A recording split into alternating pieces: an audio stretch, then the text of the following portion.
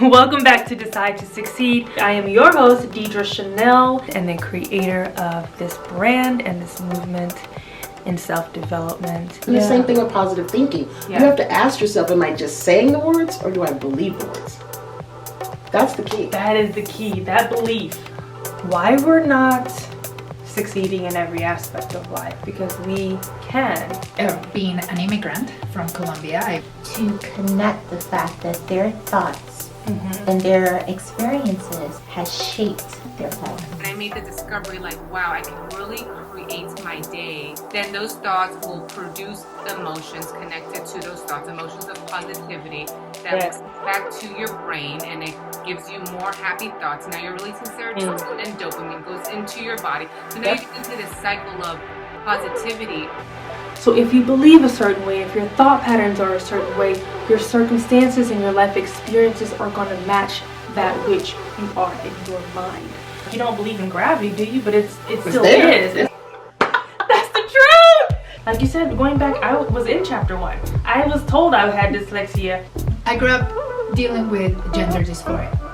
I was born into a different energy. My mind thinks a different way because your beliefs is energy. Your thoughts is energy. Your emotions towards that is energy. You are the biggest advocate for your body because you know what's wrong. And if you pay attention, your body tells you exactly everything you need. You just have to be a student of it. Okay, what's going to happen in the next 5 years if you are still in this position, if you keep doing this thing? Your circumstances and your situations fit you where you are in your mind today. Everything starts at the mind. The way you are living your life, the circumstances that you are in, the situations, it is all derived from the thoughts you have. Imagining and visualizing and seeing what that is going to bring them in their life, what it's going to cost them, you know, financially, emotionally, mentally, physically, and I have them go till they die. And it sounds morbid, but it has to be painful.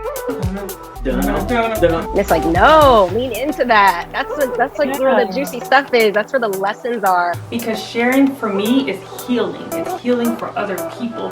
What you've been through, what you've built yourself through, what you've grown through, what you've been able to accomplish for yourself, you can help someone else do that. Because you believe something, have a thought towards that thing. That thought then creates that emotion towards that thing. That emotion then creates more thoughts. Those thoughts again creates more emotions, and it becomes like a little cycle. So in order to interrupt that cycle, you got to start with that belief. That thought would have been in their subconscious mind.